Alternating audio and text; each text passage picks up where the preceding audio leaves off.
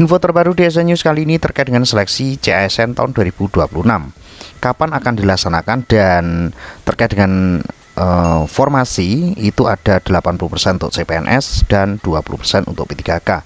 Lalu bagaimana detailnya? Berikut saja untuk ulasan lengkapnya. Seleksi CASN 2026, 20% formasi P3K, apakah jatah P3 paruh waktu? Pemerintah Kota Mataram Provinsi NTB sudah mengusulkan 200 formasi calon aparatur sipil negara CASN 2026 yang terdiri dari CPNS dan P3K. Formasi CASN 2026 yang diusulkan pada Pempan RB itu terdiri dari formasi CPNS 2026 dan P3K 2026.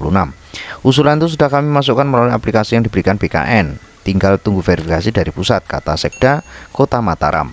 Sebanyak 200 formasi CASN diusulkan terdiri atas 80% untuk formasi CPNS dan 20% untuk P3K.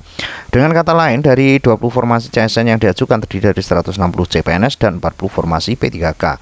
Pembagian tersebut mengikuti kebutuhan real organisasi serta arahan teknis dari pemerintah pusat, katanya. Selanjutnya, struktur kebutuhan pegawai saat ini mengharuskan formasi CPNS lebih banyak sehingga komposisi dibuat berbeda dibanding tahun-tahun sebelumnya.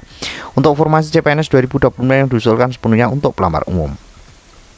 Selanjutnya, adapun untuk formasi P3K sejauh ini belum dipastikan apakah disediakan hanya untuk P3 paruh waktu atau honorer atau pelamar umum. Pasalnya sejauh ini bentuk teknis pelaksanaan terhadap rekrutmen CASN 2026 belum terbit. Selanjutnya, pemerintah Kota Mataram hanya diminta mengusulkan formasi sesuai kebutuhan. Semoga jumlah CASN yang kami usulkan 200 formasi dapat disetujui, katanya berharap. Karena sebenarnya menurut Sekda jumlah usulan tersebut dinilai belum ideal dengan kebutuhan. Namun karena terbentur dengan kondisi fiskal daerah yang terkena pemangkasan dan kebijakan maksimal 30% APBD, maka usulan formasi CASN disesuaikan dengan kondisi keuangan daerah. Kebutuhan penambahan pegawai sebenarnya cukup banyak, tetapi karena keterbatasan fiskal daerah kami tidak bisa berbuat banyak dan menyesuaikan jumlah usulan formasi CASN sesuai kemampuan, katanya. Untuk itu, usulan CASN mempertimbangkan belanja pegawai dengan melihat jumlah ASN yang pensiun dan meninggal untuk diganti. Pemkot berharap pemerintah pusat mengakomodasi dan menyetujui 200 formasi CASN yang diusulkan karena kebutuhan pegawai masih kurang.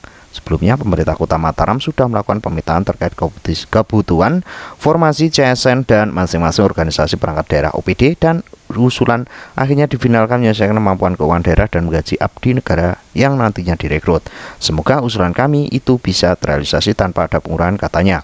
Terkait dengan komposisi formasi CASN tahun 2026, memang sesuai aturan adalah diperbanyak untuk CPNS.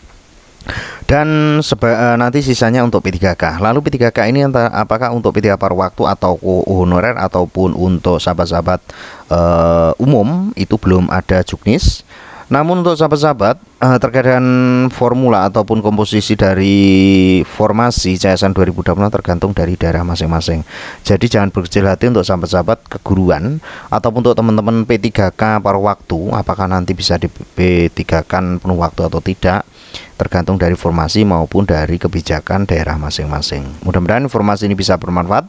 Terus pantau informasi terbaru hanya di kanal YouTube ini. See you next time.